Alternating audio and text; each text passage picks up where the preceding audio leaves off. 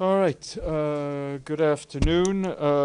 Today, in a short while, my guest will be Jane Ferguson, who is the UN Women's Special Representative in Afghanistan. She will be speaking to you from Kabul. And this is, of course, she's here to discuss the 4-year mark since the Taliban takeover of Afghanistan. The Secretary General's 16th annual report on conflict-related sexual violence that I think you've been asking me about has now been published today on the webpage of the Office of the Special Representative for Sexual Violence in Conflict. The report marks a staggering 25% increase from the previous year, with the highest number of cases recorded in the Central African Republic, the Democratic Republic of the Congo, Haiti, Somalia, and South Sudan. You also I encourage you to read the full report to get all the details, but to quickly summarize what has been included, 63 state and non-state parties are listed in the annex of the report, credibly suspected of committing or being responsible for patterns of rape and other forms of sexual violence in armed conflict, which is on the agenda of the Security Council. The report also introduces for the first time an appendix whereby parties are put on notice for potential listing in the next report of the Secretary General. Starting off with Ukraine today, our colleagues in the Office of the Coordination of Humanitarian Affairs tell us that as front lines shift, intense hostilities are continuing to inflict a heavy toll on civilians on a daily basis, causing widespread destruction and forcing thousands of people to flee their homes. In the Donetsk region, where fighting has escalated, Ukrainian authorities ordered the mandatory evacuations of families with children from over a dozen towns and villages. Between Monday and Wednesday this week, authorities report that more than 6,000 people fled high-risk communities along the front lines, either through organized evacuation or on their own accord. Relentless attacks are also impeding both evacuation of civilians and the delivery of aid to Pokrovsk town, located just a few kilometers from the front lines. Local Ukrainian authorities estimate that more than 1,000 people are still living there. Humanitarian access is worsening in the Konstantinivka town, where approximately 7,000 residents need urgent support. Aid organizations are working around the clock to assist those fleeing the violence, providing transportation and other assistance at transit sites for newly displaced people. The humanitarian coordinator for Ukraine, Matthias Schmale, is visiting the south of the country today. He met with displaced people in the community centers in Mykolaiv and discussed urgent needs with our partners and local authorities. On its latest update, our colleagues from the UN Human Rights Monitoring Mission in Ukraine say the number of civilian casualties in Ukraine reached another 3-year high in July, with 286 civilians killed and 1,388 injured. The July UN casualty numbers are the highest since May of 2022. The UN Human Rights Mission says that the high July casualty numbers continued a pattern of steadily increasing civilian casualties in 2025. Casualty numbers for the first 7 months of 2025 were 48% higher than the same period in 2024. Turning to the ongoing horrific situation in Gaza, our humanitarian colleagues report that airstrikes and shelling have intensified in parts of Gaza City over the past couple of days, as attacks also continue on Deir al-Balah, Khan Yunis. Strikes are hitting residential buildings and tents housing displaced people, resulting in a high number of casualties. And as a reminder, if the Israeli ground operation in Gaza City moves ahead, thousands of families already in appalling humanitarian conditions could be pushed over the edge even further. With 86% of the Strip now in Israeli militarized zones or under displacement order, aid groups lack the access and supplies to address the dire humanitarian situation at the scale that is required. Any further loss of space, more mass displacement orders, or intensified attacks in populated areas could have devastating consequences. As a reminder, the Israeli ban on the entry of shelter material has also been in effect for over 5 months now. In recent days, temperatures have soared and hundreds of thousands of people are now left without protection from the heat. Nearly everyone in Gaza has been displaced at least once since the war began, and the makeshift shelters they managed to improvise or acquire have often either worn out or have been abandoned when they have been forced to flee. Meanwhile, yesterday, the World Health Organization supported the medical evacuation of 38 patients, mostly children from Gaza, alongside nearly 100 companions. We reiterate our call for a ceasefire, the unconditional and immediate release of all hostages still being held in Gaza, and the unimpeded humanitarian access for us and all our partners. Turning to Syria, we and our humanitarian partners continue to deliver vital assistance to people impacted by the recent violence in the southern part of that country. In the governorates of Sueda, Dara, and rural Damascus, UN agencies and their partners are supporting both people who fled and have been displaced and the communities that are hosting those people. Between August 5th and yesterday, we supported 4 aid convoys through the Syrian Arab Red Crescent, which yesterday delivered critical assistance to Sueda, including food, hygiene kits, medical supplies, and fuel to access to restore water pumps. One of the convoys counted 21 trucks that delivered 250 metric tons of flowers, as well as food baskets, water containers, fuel, and 7 dialysis machines. The World Food Program and UNICEF provided these supplies.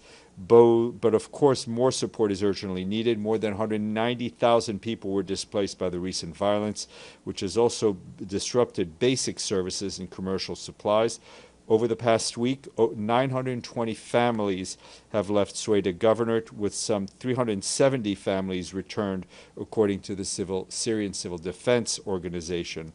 Our humanitarian colleagues also warn that the ongoing insecurity and sporadic violence continue to impede better humanitarian access to Sueda. Just last week, a Syrian Arab Red Crescent convoy came under fire in Dara Governorate. Despite ongoing insecurity and operational challenges, we continue to engage closely with Syrian authorities and other partners to strengthen the response. And moving to Lebanon and southern Lebanon, where our peacekeeping colleagues are operating. I have my note right here. Our peacekeepers tell us that they continue to discover unauthorized weapons, unauthorized ammunition, and infrastructure in southern Lebanon. Yesterday, they found rocket launchers, rocket shells, mortar rounds, and bomb fuses in Sector East. On Tuesday, the peacekeepers observed a tunnel in Sector West with rocket launchers and mortar shells inside.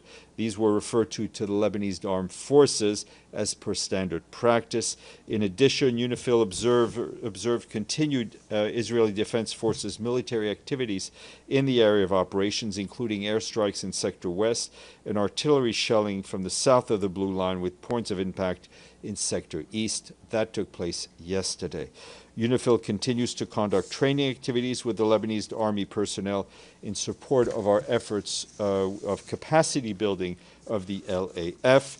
This week, UNIFIL engineers conducted trainings on surveying, locating, and extracting explosive devices, procedures for safety exiting mined areas, and securing sites potentially containing explosive devices.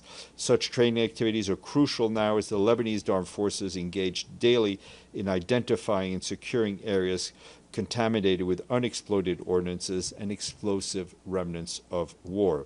At sea, the mission's Maritime Task Force yesterday held an exercise with the Lebanese Army personnel.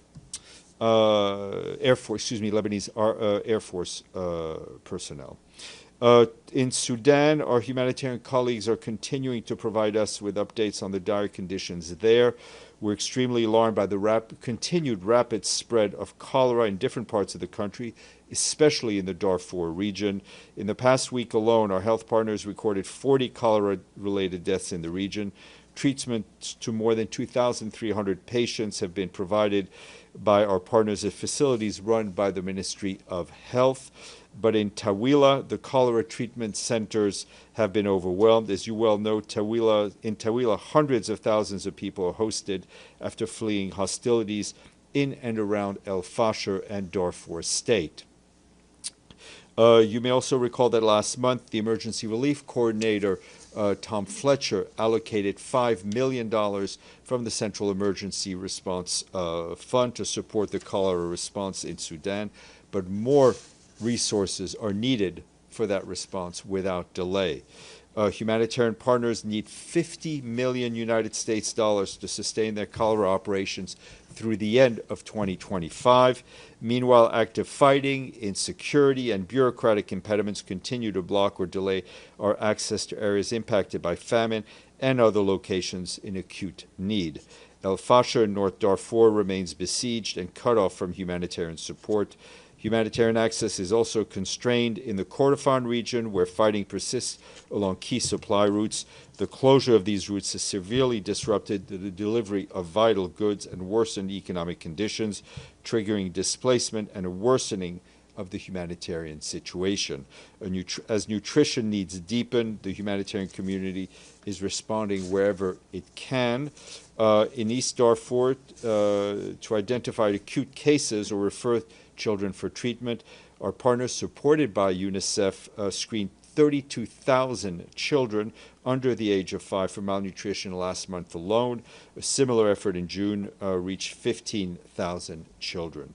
We continue to reiterate that all parties engaged in this conflict must adhere to their obligations under international law, under international humanitarian law, including facilitating the unimpeded humanitarian access and protecting civilians from harm. And a quick update from Myanmar, where the situation there is not any better. The country continues to grapple with repeated shocks, including devastating conflict, flooding, and other disasters that have stripped millions of people in Myanmar of their homes, their shelter, their livelihoods, and sense of safety. Conflict between the Myanmar armed forces and various non-state armed groups continue to force civilians to flee their homes, exposing them to serious harm and protection risks.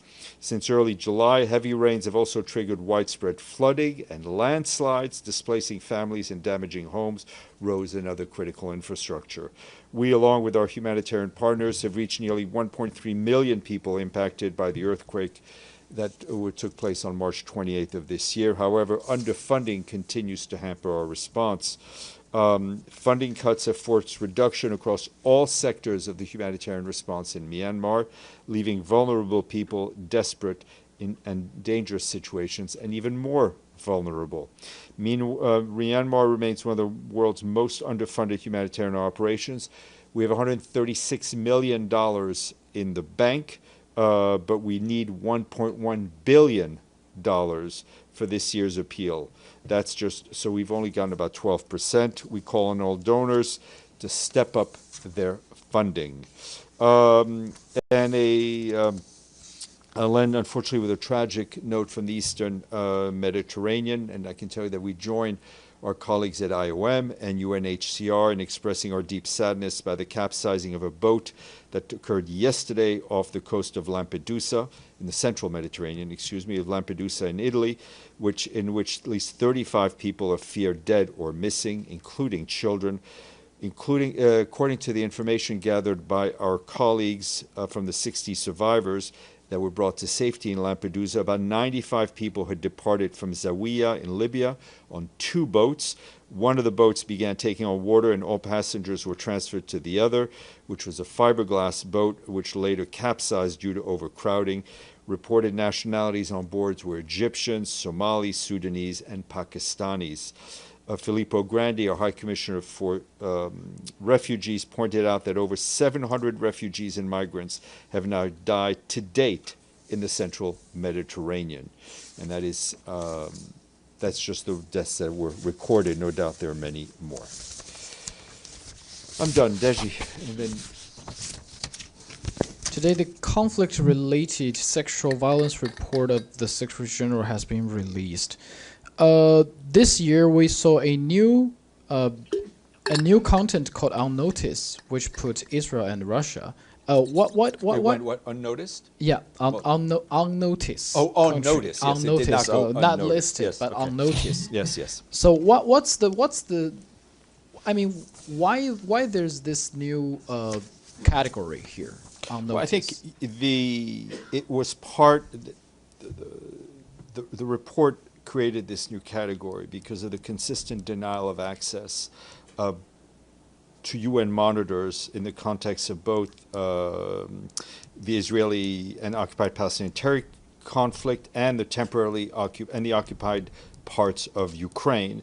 That made it challenging to verify and definitively determine the patterns, the trends, and the systematicity of sexual violence in these contexts. Which means there's suspicion, but you cannot verify. Right. That's why it's that's put on on notice. notice. Yes. Okay. Edie. Thank you, Steph.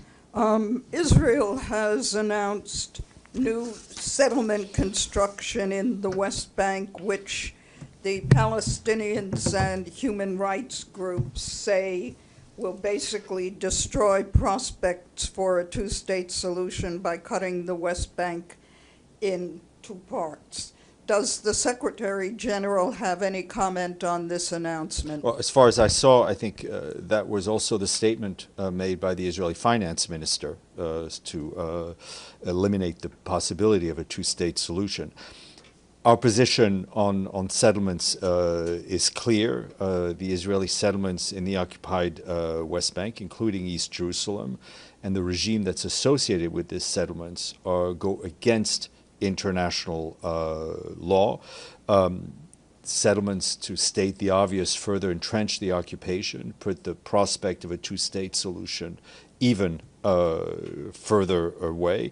And as you said, if this went ahead, and which we call on the Israeli government not to do, and we call them to reverse, to stop the advancement of this process, it would sever, the northern and southern West Banks. And I think, interestingly enough, as the Israeli finance minister and the Palestinians and other NGOs all agree, it would put an end to the prospects of a two-state solution. Pam, then Benny. Thanks, Steph. Since we're looking at Ukraine because of the summit coming up tomorrow, has there been any progress on the Commissioner Volker Turk investigation, the UN human rights, or any other inquiry or negotiations on the children that were taken to Russia during the war? The 20,000. There were 11 returned in August, but there doesn't I'm seem not to be aware, a lot. unfortunately, of any progress on that front, but we will check for you. Thank you. Benny? So I have two questions and maybe a third after that. So the first one, I have you time. mentioned the anniversary of Afghanistan. Mm-hmm. There was a report just issued by the U.S. watchdog on reconstruction of Afghanistan called CIGAR. Not for you, no cigar for you. That claims that a lot of the, if I remember correctly, $3 billion that were dispersed by the UN was diverted to the Taliban, including, they say, and I quote, by colluding with the Taliban was colluding with senior UN officials to demand kickbacks from UN vendors. Any thought? Yes, a few thoughts. We're obviously aware of the publication by the Special Inspector General. I think what the report does very clearly show is the extremely complex environment in which United Nations agencies operate to deliver aid in Afghanistan, and the interference and the restrictions imposed on the UN by the de facto authorities who control Afghanistan, the Taliban. Such interference has included attempts to influence recruitment and beneficiary selection process, a request for confidential staffing and budgetary information, pressure to change established aid delivery modalities, and restrictions on or threats against female national staff members that impede their essential role in supporting the Afghan people. we've been operating in Afghanistan for quite some time, and I can tell you that our colleagues at the UN country team, which includes the funds, the programs, the agencies, have implemented robust safeguards and risk management process to ensure that critical international assistance reaches those people that need it most. Where and when necessary, some programs, such as in-kind cash assistance, have been halted, and we've engaged with the de facto authorities at the various level.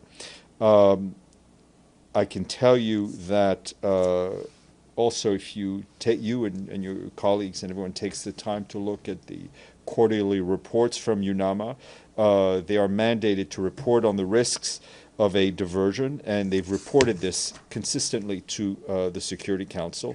Now, we obviously take very seriously any allegation of malpractice, of corruption by UN officials or implementing partners, and we try to ensure that they're promptly investigated. But we continue to operate based on our humanitarian principles and reinforced by comprehensive safeguarding policies and various procedures that include independent needs assessment, screening and vetting of partners and vendors, as well as extensive monitoring, including by third parties and community feedback.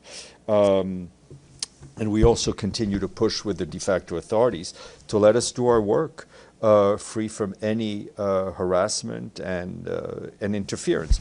But I think as you know and others know, delivering humanitarian aid in an area that is, in a country that is controlled by the de facto authorities, and it's not the only place in the world, is extremely, extremely challenging, to say the least. And the part about senior UN officials and bribes, I is said, that if anyone investigated by OIOS? Anyone has an information, it needs to be brought forward, and I'm sure my colleagues in Afghanistan will be in touch with a special inspector on that. Okay, second question. There was an op-ed that I'm sure you've seen yesterday in the Wall Street Journal about the ship Yemen that was purchased by the UN in 2023, that according to that report is basically serving as a fuel depot for the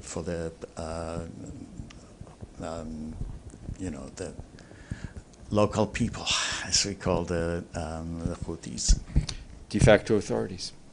De facto authorities, right? Again, a challenging place. I'm aware of the op-ed that was published in the Wall Street Journal. It's not the first. They're not the first to have reported on this.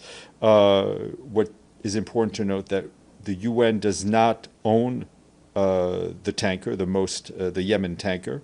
It was transferred from the UN to the what's called the Safar Exploration Production Operation Company as part of the project to remove the oil from the Safar. I mean, if you'll recall, we had been talking for years and years about the risks that the Safar posed as it was decomposing with huge amount of oil on board. Our colleagues at UNDP managed a very delicate operation, which I think saved the Red Sea and all those who live and depend on the Red Sea from an environmental catastrophe.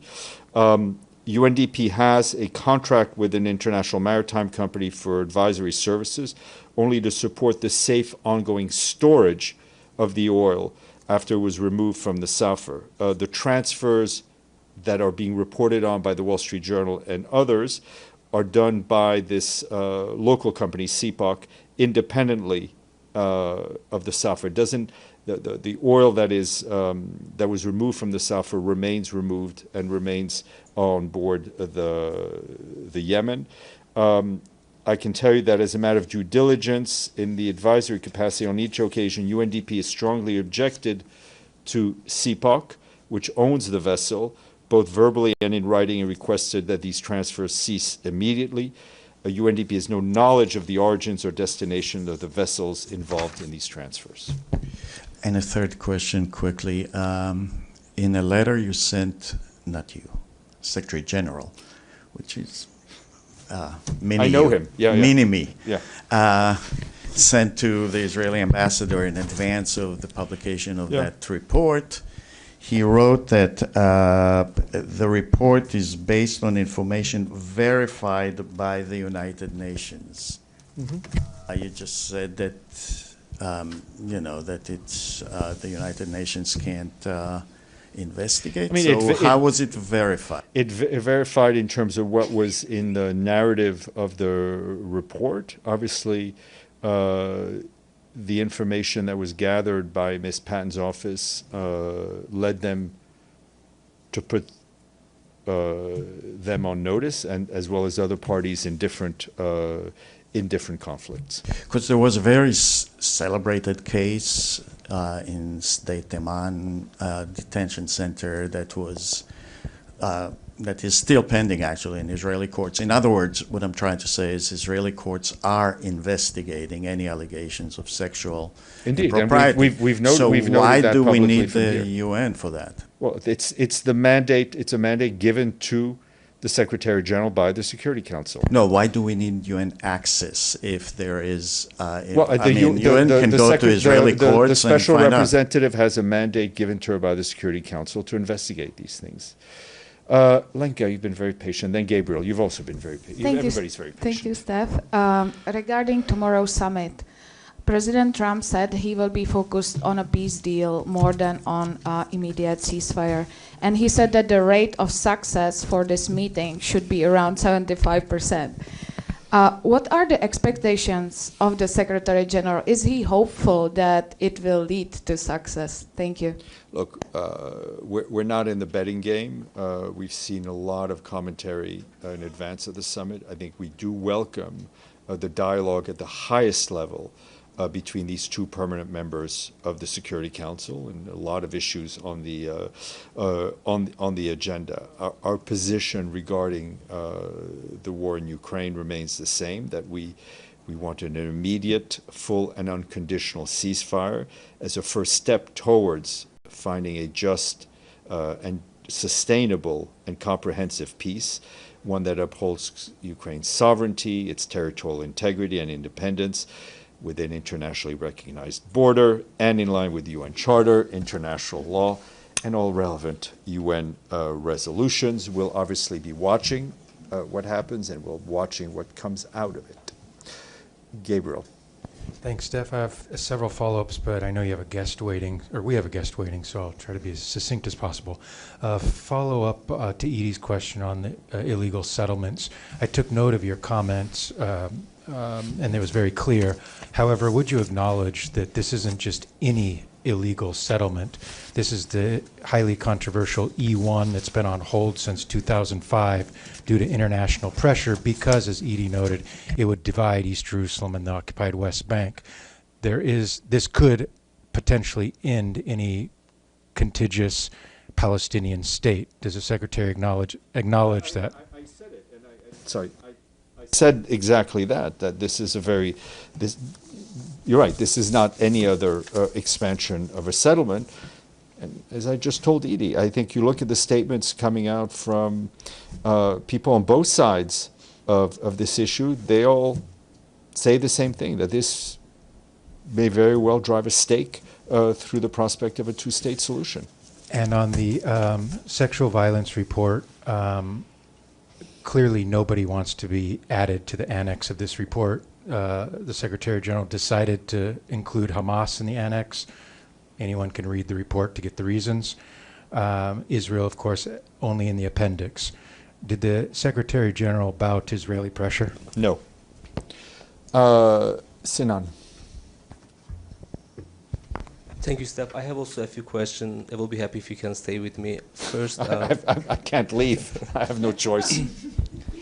The UN Syria Commission of Inquiry today published a report regarding deadly violence in Syria's otherwise majority coastal areas in March, and the report says the violence led to 1,400 dead, and it was a systematic and likely amount to war crime. Does Secretary General sees those things, and in addition, what we saw in Sueda are I think crimes? that will have to be decided by a court, but regardless, I think the conclusions of the IIM are extremely worrying. They echo what we've been saying, our human rights colleagues have been saying, what Mr. Pedersen had been saying, it is the responsibility of those in power in Syria, of those in power in Damascus, to ensure that everyone in Syria, all Syrians, feel safe and feel protected and do not risk being killed, harassed, or kidnapped just because of their religion or ethnicity. And, Yes, ma'am, please. So in terms of tomorrow's summit, and the U.S. and Russia is meeting without Ukraine being presented, and it is said that there are some deals gonna be made in terms of the future of Ukraine. What would be the UN's position and attitude? I don't want. Let's not comment on something that has yet to happen. We have said, and I think, and I use here the royal we, I said, I think earlier this week, one of your colleagues asked, that as a matter of principle, when you're trying to settle any conflict, if you want a just and sustainable peace, it's helpful to have all the parties of the conflict at the table, the same table. That being said, let's wait to see what comes out of the summit tomorrow. Pam, then Deji. Very quick follow-up to Benny's question, the first one, on the Special Inspector General for Afghanistan report. Will that be made public? The report? Yeah? It is public. Okay. I mean, it's a U.S. report. They put it up on their website a day and a half ago. Okay, and on the, I hadn't seen it, on the reference to a current UN official, is that something that you're investigating? Well, I mean, we're obviously, we're reading this report with you, so we will obviously look into all these allegations. Deji. Thank you. Also follow up on Benny's second question about the Yemen tanker. The Yemen tanker has been purchased or acquired by UNDP that time, right? So it's been sold? So what's, I don't understand, what is the if question? We do not own the oil that's in you own the tanker, right? we do not own the oil that's in the tanker. Because Yemen was acquired by the UN for $55 million. I mean the tanker, not the oil. No, and the tanker was transferred to CPOC as well. So it's also been exactly. It's been sold. Exactly. For how much and when? I don't know. We'll try to get you those dates. Okay. All right. On that note, thank you all, and I want to thank our guest, Jane Ferguson, who's been very patient. If we could put her on the screen.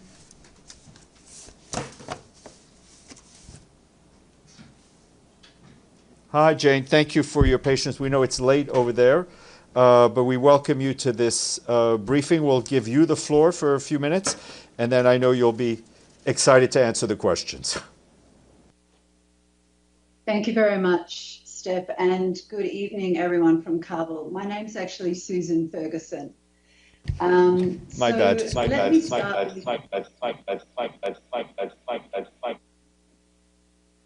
No worries at all.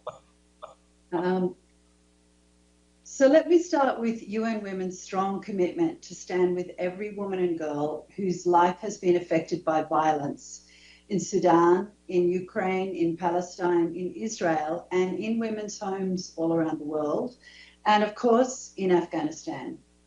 It's now 4 years since the Taliban takeover in Afghanistan. In the years since, dozens of decrees have continued to severely limit Afghan women and girls' rights, freedoms, and their dignity.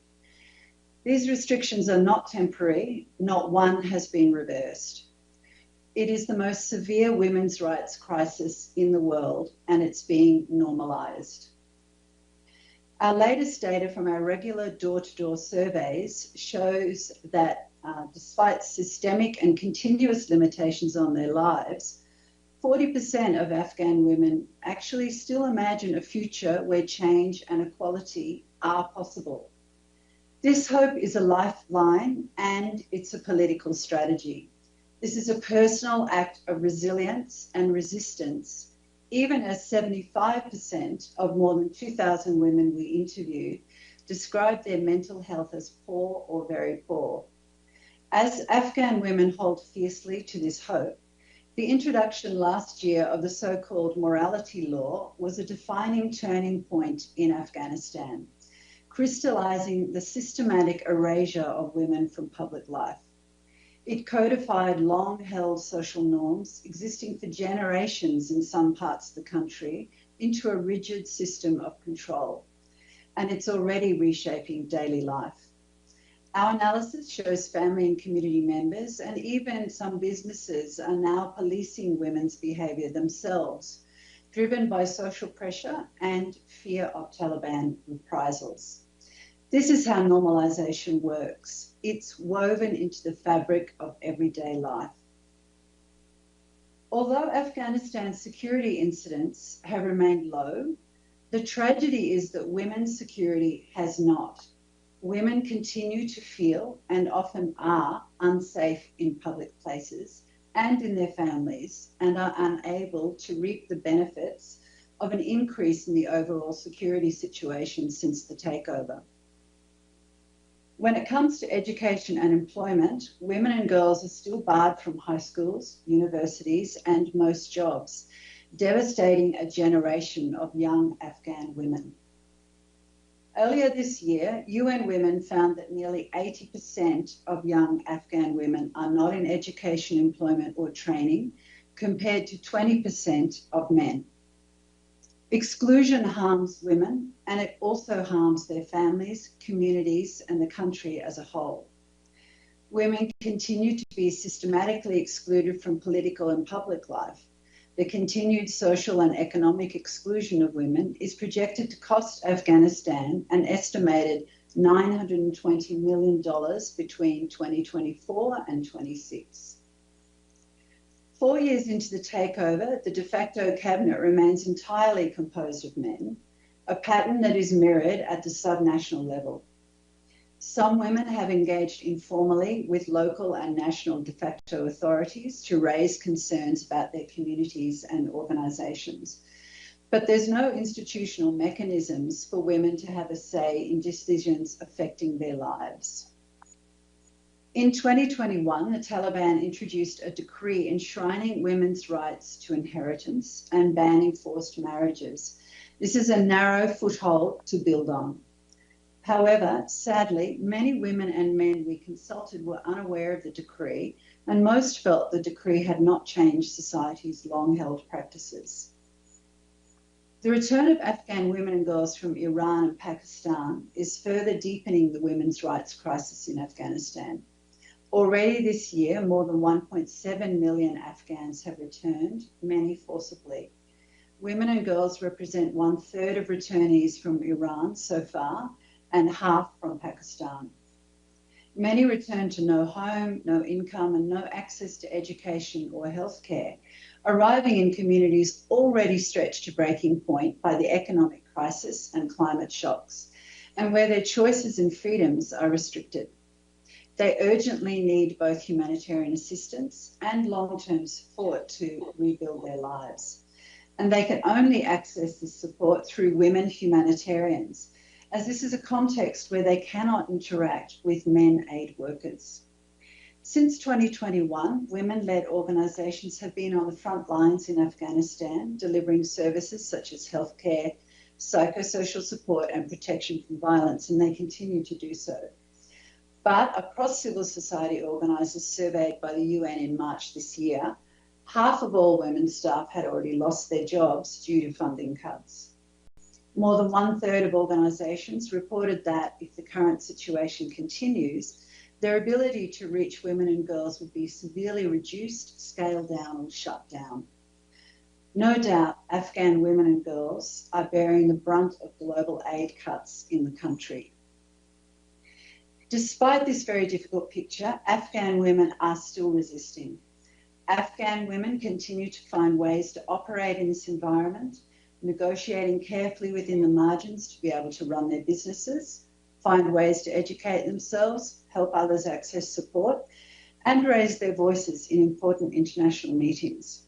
Many are able to do this because of donor funds to support them, funds which are reducing.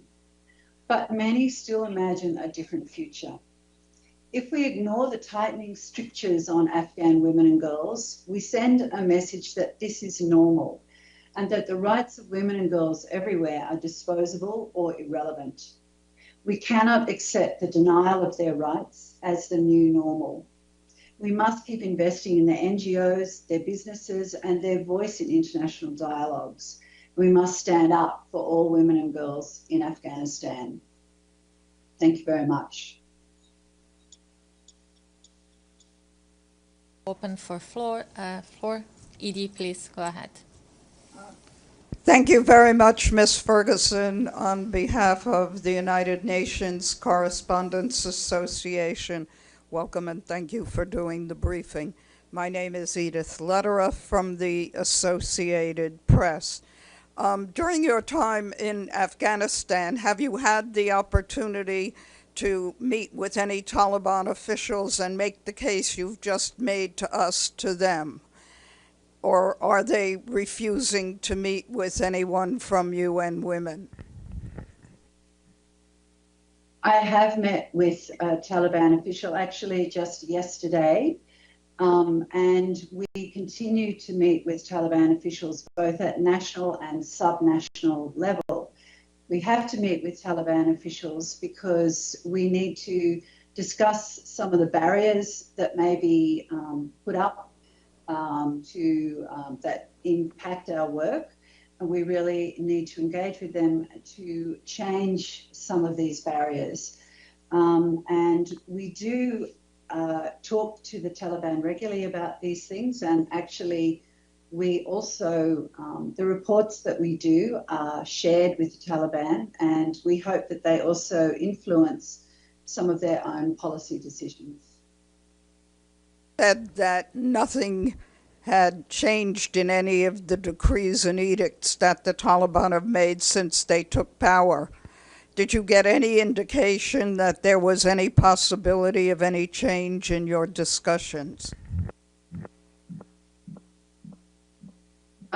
I think that that's a broad question for the UN as well.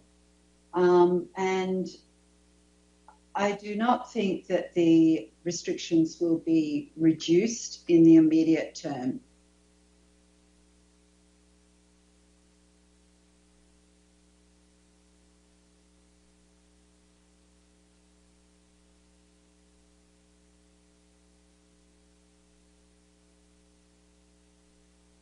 I can't hear you.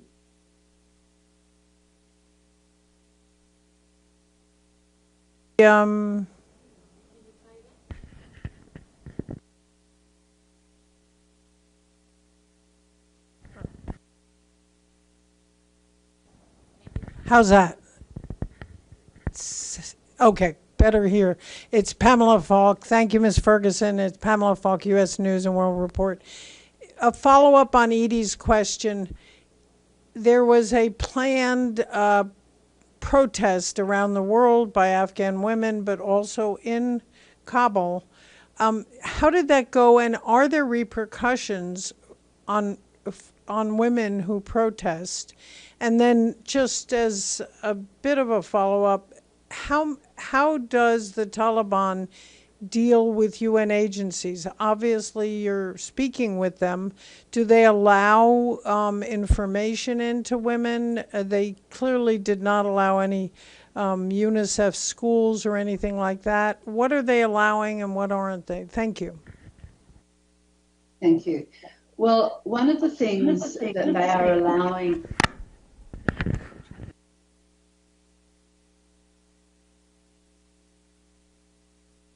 Afghan women, there is a recognition that returnees who are women and girls need women to be there to meet them and to help them access services.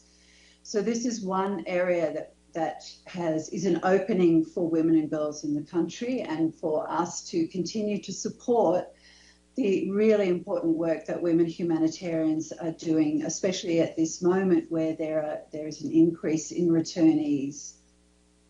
So there are other opportunities also where, including, we work a lot with women-owned businesses, small businesses often, and some larger ones, to support women to gain access to finance and markets and that sort of thing. So there are still opportunities to provide support to women and also women-led organisations. please.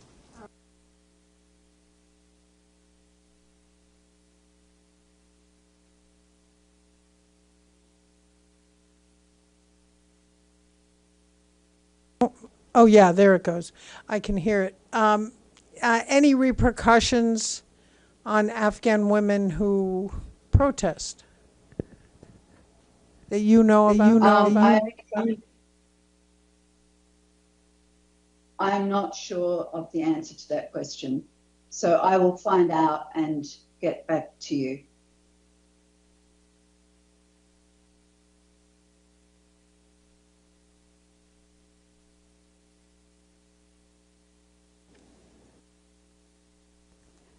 Can you hear me? This is Dulcie Lineback from Pass Blue.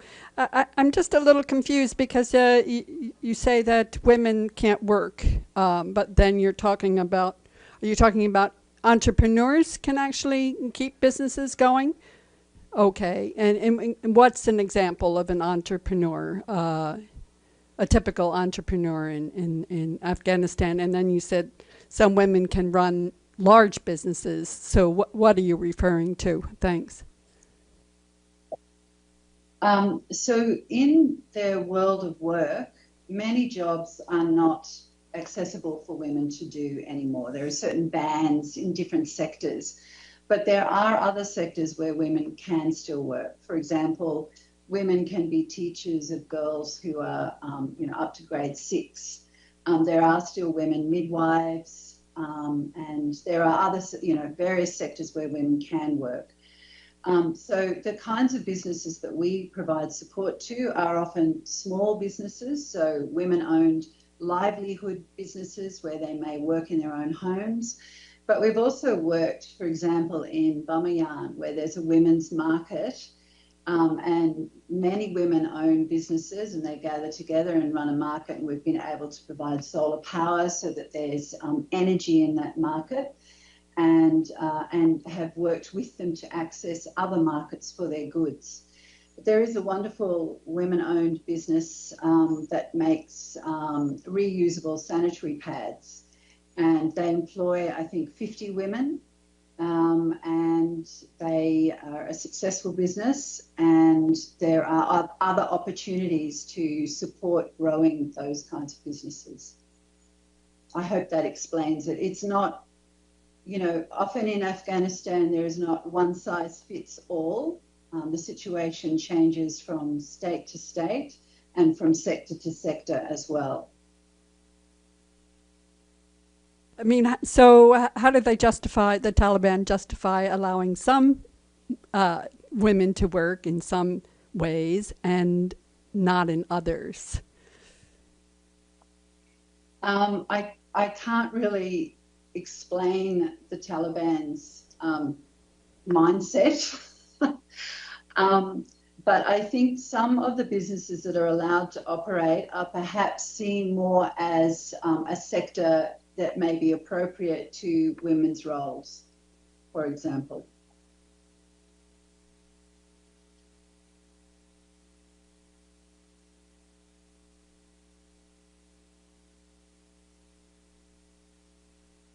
Please, Iftikhar, you can go ahead.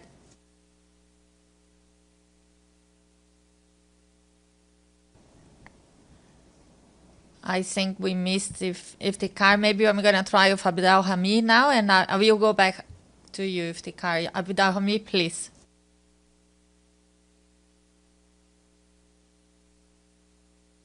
Can you please explain to me how do you communicate with Afghani women?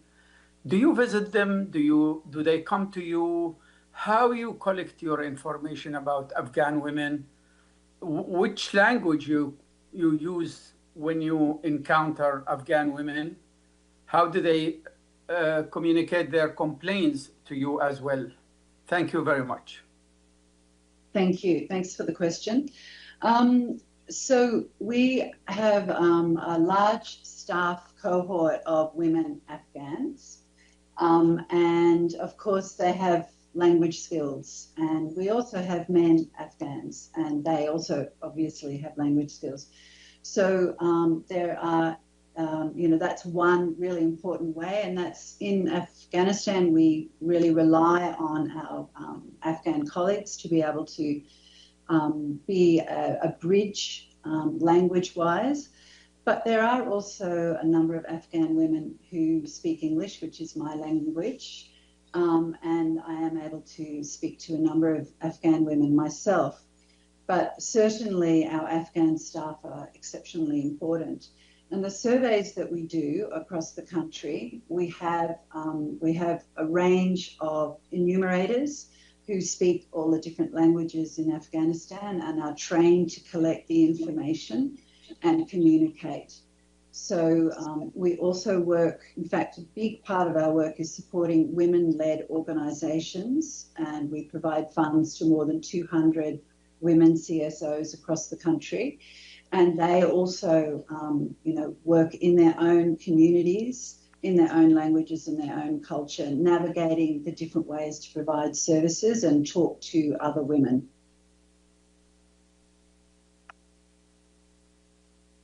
Thank you. Please go ahead.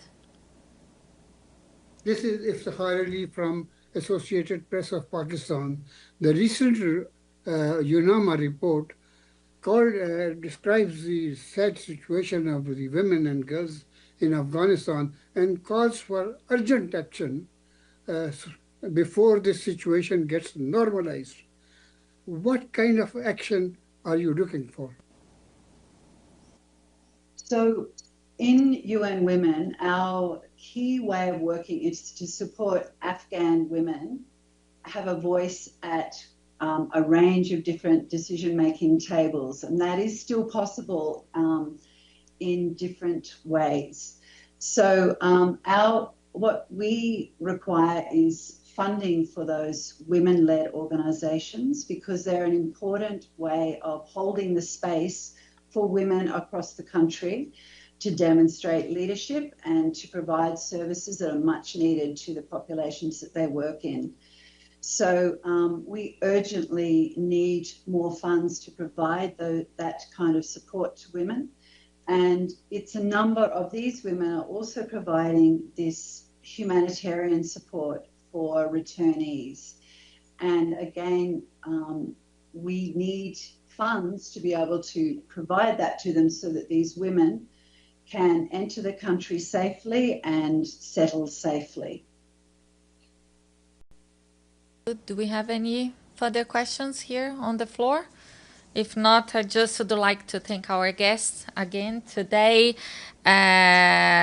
Susan Ferguson, the UN Special Representative for Afghanistan, who was briefing us from Kabul today. Thank you so much. Thank you. Thank you to everyone in the audience. It's a pleasure to be here with you. Thank you.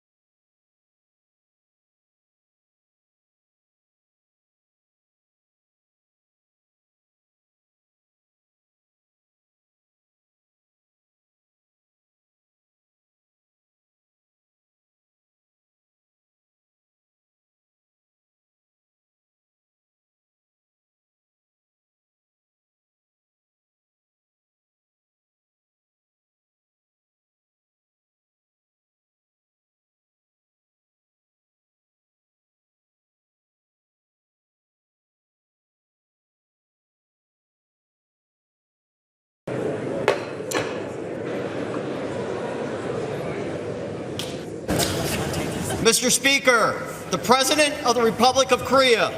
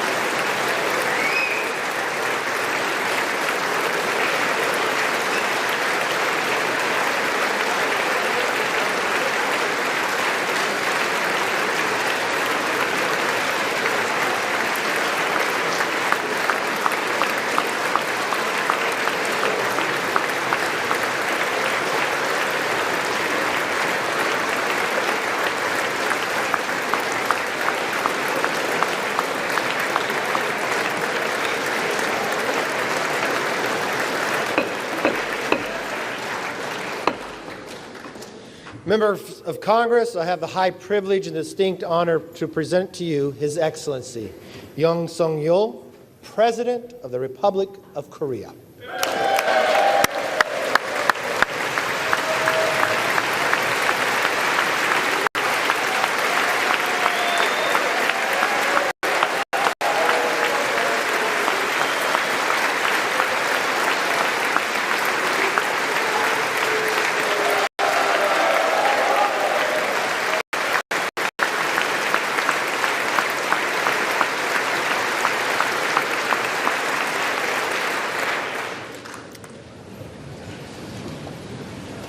Mr. Speaker, Madam Vice President, honorable members of the United States Congress, distinguished guests, ladies and gentlemen, dear citizens of America. A new nation conceived in liberty and dedicated to the proposition that all men are created equal. I stand before that nation with a conviction of freedom, belief in the alliance, and the resolve to open a new future.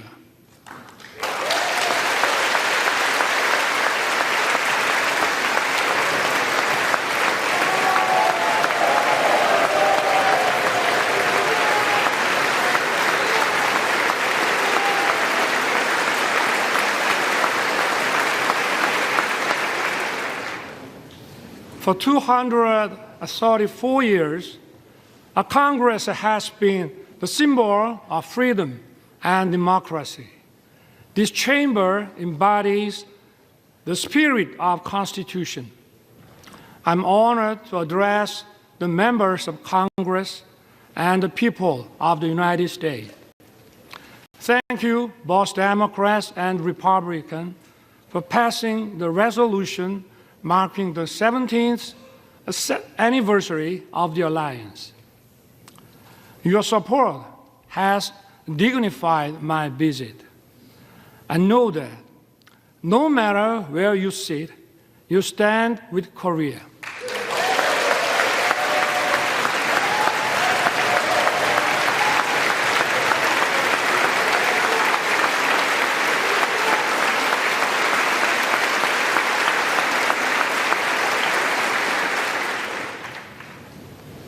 Over the past century, we have faced many threats, but the U.S. has always led the world in defense of freedom.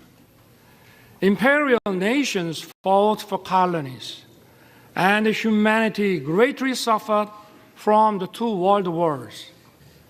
America righteously stepped in to defend freedom, but it was not without cost.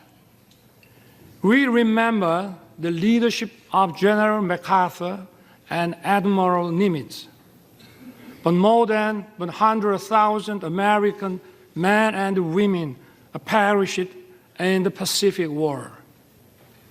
Their sacrifice was not in vain. The U.S. leadership established the New World Order based on free trade. It brought peace and prosperity throughout the world.